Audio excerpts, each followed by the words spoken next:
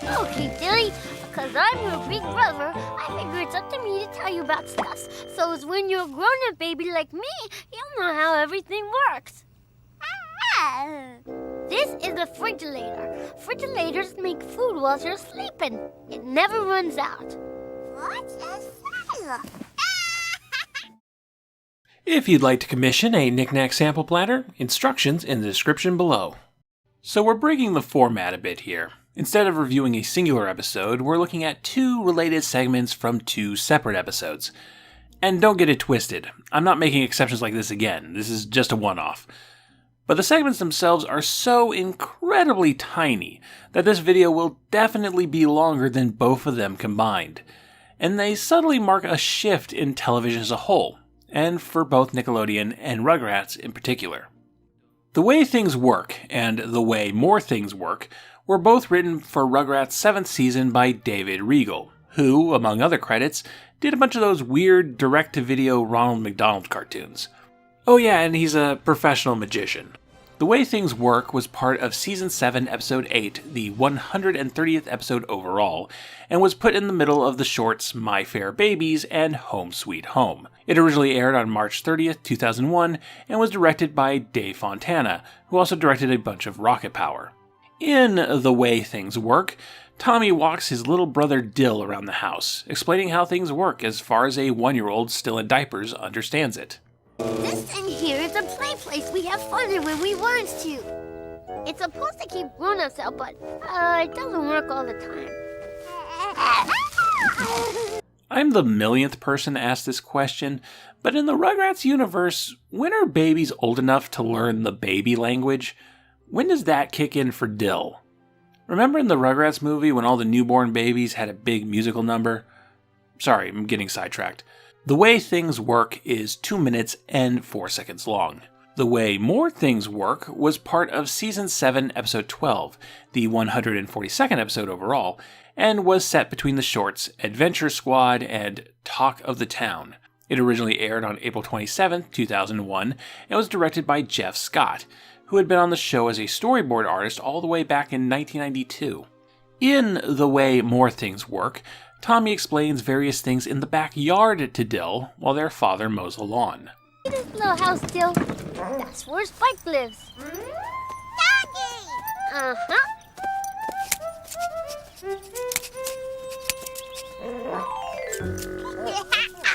Pooping!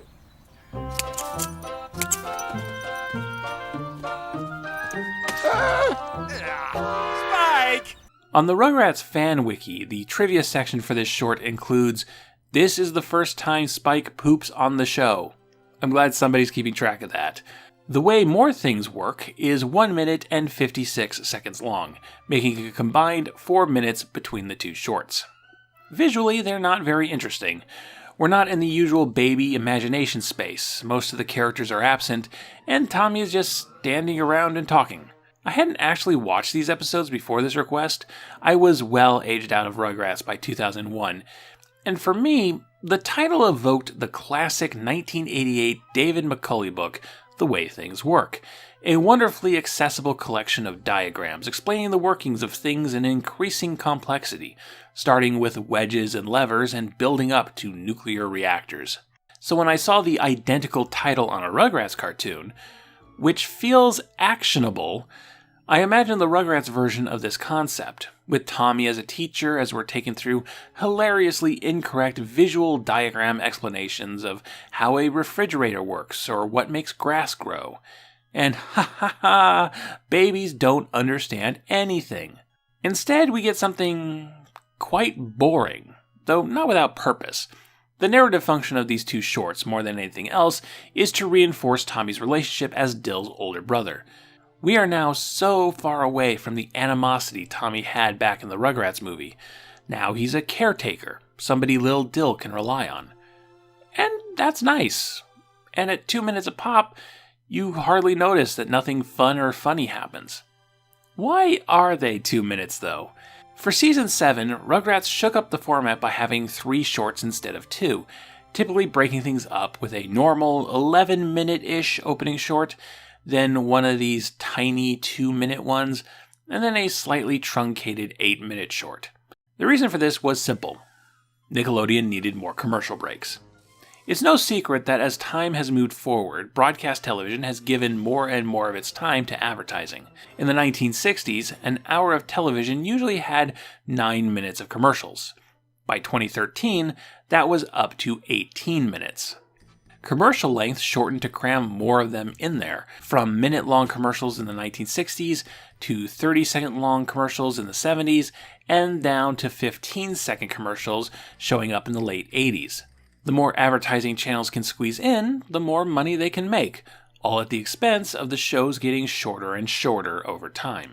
Initially, Rugrats would only have one commercial break, smack dab in the middle of the episode's 2 shorts. With theme song and credits, a Season 1 episode of Rugrats, circa 1991, averaged roughly 24 minutes and 15 seconds, while a Season 7 episode, 10 years later, averaged around 23 minutes and 45 seconds. Just a 30-second difference, sure, but that equals 1 or 2 more commercials, which could be thousands of dollars in revenue. But an issue with that is retention. A commercial is only effective if the target audience is watching it. And for many of us growing up in the age of broadcast television, a commercial break often meant doing something else, oftentimes changing the channel for a few minutes to see what else was on. Oh, we change it back to catch the second half of the episode, and many of us got it down to a science. You could feel when a commercial break was almost over, and could switch back just in time. Not today, Burger King Kids Club. KidVid can choke. But come Season 7, Nickelodeon requested 2 shorter commercial breaks instead of 1 longer one.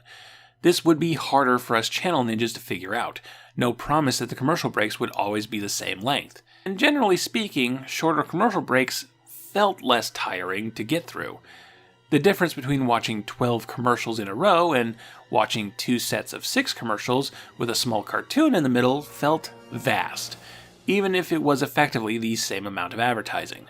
Alright, Hit Clips, what 2/3 of a song are you promoting this time? And so for this season, and this season only, we get the 3 shorts episode format. In Season 8, the show will return to the 2 shorts format, but retain the 2 commercial breaks, meaning one of the shorts would have to have a mid-story cliffhanger. And then Rugrats ended after Season 9. It might be more pleasing to see the tiny Rugrats shorts less as a part of the episode, and more in the spirit of the channel airing short content in the 80s and early 90s, things like Banana Man and sports cartoons and Inside Out Boy. It would be inaccurate to see them that way, but it would be more pleasing, because otherwise you have to admit to yourself that we're getting a few minutes of less good Rugrats so that the channel can try and make us watch more commercials. I can't help but approach these things with a bit of cynicism. This was a decision of corporate committee, not an artistic choice. Klasky Chupo weren't chopping at the bit to make Rugrats mini-episodes. It's not hard to imagine more visually fun versions of the way things work shorts, and it's also weird that they stopped with 2. There's so many avenues you could take it. The way things in the garage works, the way things in Grandpa's room works, the way the weather works. You could easily do hundreds of these if you were so inclined. The food at this resort is terrible, and such small portions. Of course, these are slight little things, and not worth getting bothered about in the grand scheme of things. Rugrats has had a lot of ups and downs over the years, a lot of weirdness in its production. But that's a discussion for a larger video. This was just a sample.